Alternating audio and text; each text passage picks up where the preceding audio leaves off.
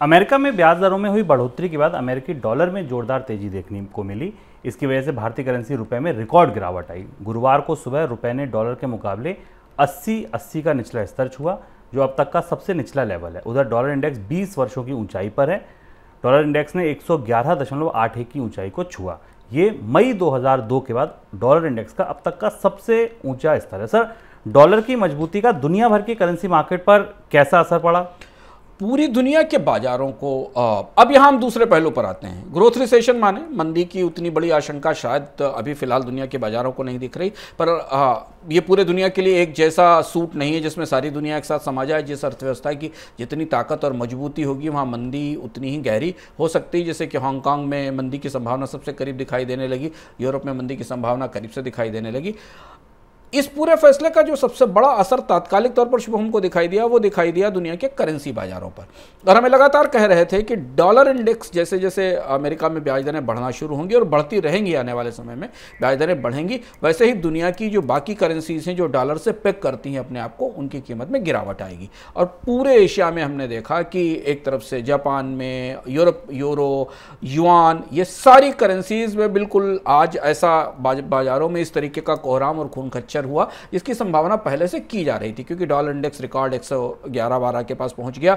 जो आकलन है वो 115 तक जाने के हैं। इस समय जो आकलन मौजूद है कि डॉलर इंडेक्स 115 तक जाएगा। अब इसमें क्या हुआ, इसमें एक दिलचस्प चीज दिखाई दी कि जो दुनिया के देश ब्याज दरें बढ़ाने में अमेरिका से पीछे रह गए हैं, उनकी अर्थव्यवस्थाओं पर ज्यादा बुरा असर पड़ा। और जिन देशों ने ब्याज दरों में बढ़ोतरी में अमेरिका को फॉलो किया, डॉलर की होस्टिंग इकोनॉमी या डॉलर की जो मेजबान अर्थव्यवस्था की ब्याज दरों में बढ़ोतरी को फॉलो किया, उनकी अर्थव्यवस्थाओं पर में उनकी करेंसी पर असर कम पड़ा। जापान में इतनी बुरी हालत हुई कि जापान की सरकार को पहली बार काफ़ी लंबे समय बाद बैंक ऑफ जापान को बाजार में इंटरवीन करना पड़ा, क्योंकि जापान का आंकड़ा जो हमारे पास 1998 के बाद पहली बार ऐसा हुआ कि 2% से ज़्यादा येन टूटा और बैंक ऑफ जापान को अपने विदेशी मुद्रा भंडार से डॉलर छोड़ने पड़े बाजार में येन को सपोर्ट करने के लिए। युआन भी बुरी तरह टूटा और इस टूटने का असर हमें भारत में रुपए पर भी दिखाई दिया। तो डॉलर की मजबूती रिसेशन ना होने के बाद भी, या बड़ी या भारी भयानक मंदी ना आने की संभावना के बाद भी, डॉलर की मजबूती तमाम अर्थव्यवस्थाओं के लिए महंगाई से लड़ने की उनकी चुनौती को और ज़्यादा बढ़ाएगी। क्योंकि जापान जैसे देश जो एनर्जी का इंपोर्ट करते हैं, उनके लिए कमज़ोर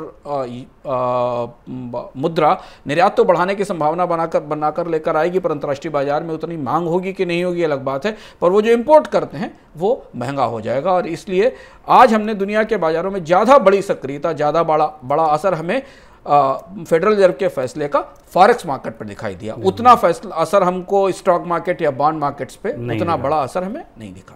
सर, मेरा अगला सवाल, अभी जब हम बात कर रहे हैं तब रुपया 80-91 का निचला स्तर छू चुका है।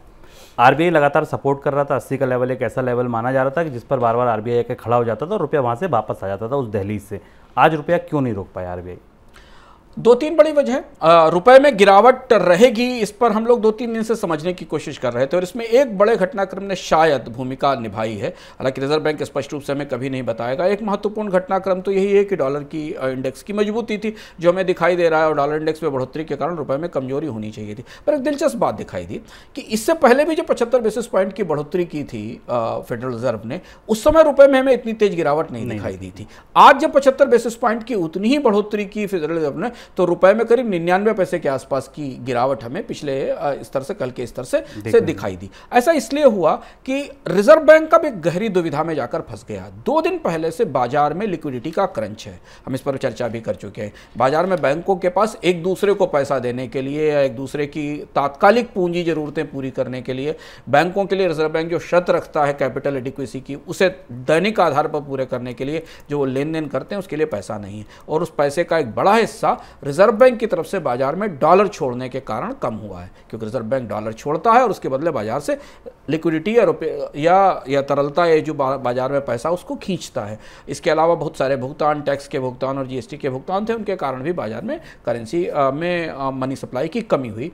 और बहुत लंबे वक्त के बाद भारत में लिक्विडिटी बैंकिंग सिस्टम की में जो आपस में लेन देन के लिए पैसा होता है बैंकों के पास, ये कह सकते हैं कि बैंकों का जो खुला कैश है जिसके जरिए वो एक दूसरे से लेन देन करते हैं, जिस पर वो कर्ज नहीं देते हैं आमतौर पर उपभोक्ताओं और उद्योगों को, उसकी कमी हो गई। इसलिए आज हमने देखा कि रिजर्व बैंक ने बाजार में इंटरवीन नहीं किया, जबकि आज रुपए पर सबसे बड़ा और सबसे जबरदस्त दबाव था। और शायद यह भी था कि रिजर्व बैंक इस बढ़ोतरी का इंतजार भी कर रहा था जिससे कि रुपया 80 के आसपास रोकने की जो मशक्कत पिछले करीब करीब 1-1.5 महीने से चल रही थी, वो लेवल टूटने की संभावना भी बाजार में काफी समय से बनी हुई थी। तो जैसे ही रिजर्व बैंक ने आज अपने हाथ पीछे खींचे, रुपया खिसकते खिसकते 81 के आसपास आ गया। 80 से 81 के बीच की यात्रा उसने आज पूरे दिन में कर ली। और यहां से कम से कम बाजार की परिस्थिति में रिजर्व बैंक ने इस बात का संकेत दे दिया कि अब रुपए को गिरने से बचाने के लिए वो एक सीमा से अधिक हस्तक्षेप नहीं करेगा प्रत्यक्ष रूप से, क्योंकि विदेशी मुद्रा भंडार की स्थिति थोड़ी नाजुक हो रही है। हम इस पर विस्तार से चर्चा भी कर चुके हैं मनी सेंटर के पिछले एपिसोड में। विदेशी मुद्रा भंडार में काफी तेज गिरावट जनवरी के बाद आई है, तो इसलिए अब यहां से देखना हमारे लिए महत्वपूर्ण होगा कि क्या रिजर्व बैंक रुपए की गिरावट को रोकने के लिए सीधे विदेशी मुद्रा भंडार के जरिए दखल देगा या फिर ब्याज दरों के जरिए आगे आकर इसे सपोर्ट करने की कोशिश करेगा। पर 80 के पार का रुपया भारतीय अर्थव्यवस्था के लिए बड़ी चुनौतियों वाली खबर है, ये स्पष्ट रूप से हमें दिखाई देता है।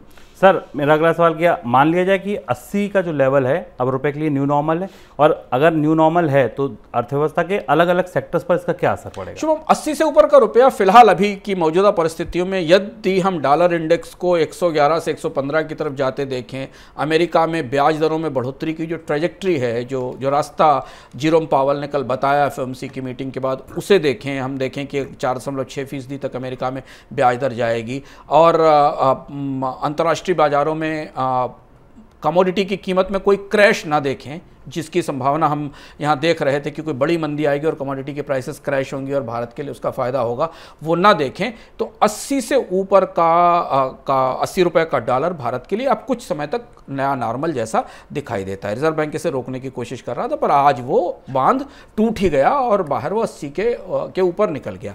चुनौती सबसे बड़ी ये है कि अगर रुपए की कीमत में करीब 5% की भी गिरावट आती है तो भारत की महंगाई में 20 बेसिस पॉइंट की बढ़ोतरी होती है, क्योंकि भारत की महंगाई का बड़ा हिस्सा, WPI का तो शुभम 60% हिस्सा इंपोर्टेड इन्फ्लेशन है इस समय, क्योंकि भारत की थोक महंगाई में सबसे ज़्यादा बड़ा हिस्सा उन चीज़ों का है जो हम आयात करते हैं, और उनकी आयातित महंगाई बाद में थोक महंगाई से खुदरा उत्पादों तक होते होते हमारे पड़ोस की दुकान तक आ जाती है, जहाँ कीमतें बढ़ जाती हैं। तो भारतीय अर्थव्यवस्था के लिए अब इंपोर्टेड इन्फ्लेशन से निपटना सबसे बड़ी चुनौती है। डोमेस्टिक इन्फ्लेशन तो है ही, जिस पर हम अभी चर्चा करते रहे हैं, खाद्य महंगाई के लिए 80 से ऊपर का रुपया लगभग हर चीज की कीमत बढ़ाएगा।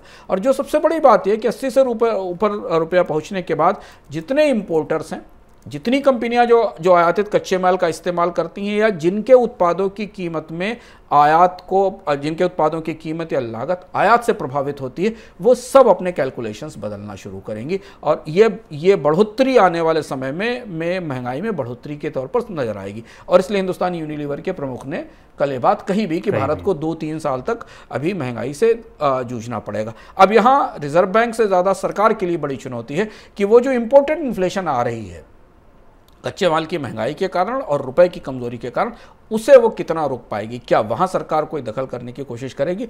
नहीं तो रुपया अब 81 के आसपास मूव करता रहेगा। 80 से ऊपर जाने की ले जाने के लिए रिजर्व बैंक को बहुत ही हैवी लिफ्टिंग करनी पड़ेगी। मतलब विदेशी मुद्रा भंडार का बड़ी ताकत झोंकनी पड़ेगी अगर वो रुपए को 80 से ऊपर लाया जा सकता है। और क्यों लाया जाएगा इसका कोई तर्क नहीं समझ में आता है, क्योंकि फिलहाल जब डॉलर इंडेक्स लगातार मजबूती की तरफ जा रहा है तो इस में अपनी उंगलियां जलाने से विदेशी मुद्रा भंडार खर्च करने के पीछे रिजर्व बैंक शायद कई बार सोचेगा। सर, आखिरी सवाल, आपने जो इशारा दिया कि भाई ठीक है अगर डॉलर नहीं छोड़ेगा तो एक दूसरा रास्ता है कि रिजर्व बैंक ब्याज दरें बढ़ा सकता है, आपको क्या लगता है कि आगे रिजर्व बैंक अगले हफ्ते ही पॉलिसी है, दूर तो है नहीं, बड़ी बढ़ोतरी आएगी यहाँ से? हाँ, ये तो मजबूरी है रिजर्व बैंक की। अब दो तरह से मजबूरी है।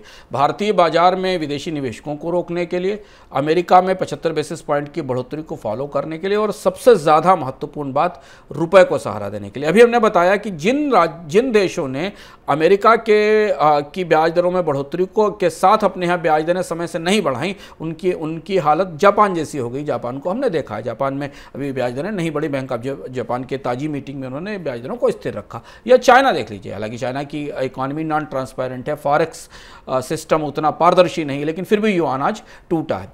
तो भारत में ऐसा लग रहा है कि रिजर्व बैंक को अब आने वाले समय में 35 से 50 बेसिस पॉइंट, 30 से 40 बेसिस पॉइंट के आसपास की ब्याज दरों में एक बढ़ोतरी और करनी होगी। पर यहाँ मामला थोड़ा करीबी और पेचीदा है। वित्त मंत्रालय असहमत है। वित्त मंत्रालय नहीं चाहता कि ब्याज दरों में इतनी तेज बड़ी बढ़ोतरी की जाए, लेकिन अब पिछले 24-48 घंटे में सारी चीज़ें बदल गई हैं, काफ़ी चीज़ें बदल गई हैं। रुपया 80 के पार निकल गया, दुनिया में मंदी की संभावना कम हुई, यानी कमोडिटी के प्राइसेस उसी लेवल पर ऊपर रहेंगे। कच्चे तेल में की कीमतों में कोई बड़ी गिरावट हमें नहीं दिखाई दी, 90 के आसपास मौजूद है। ये सारी परिस्थितियों को देखते हुए महंगाई का दबाव रिजर्व बैंक के सर पर शायद अब सबसे ज़्यादा ज़्यादा बड़ा होगा, और इसलिए हमें ब्याज दरों में एक और बढ़ोतरी के लिए कम से कम तात्कालिक तौर पर एक ठीक ठाक मजबूत बढ़ोतरी की संभावना तो बनती दिखाई दे रही है।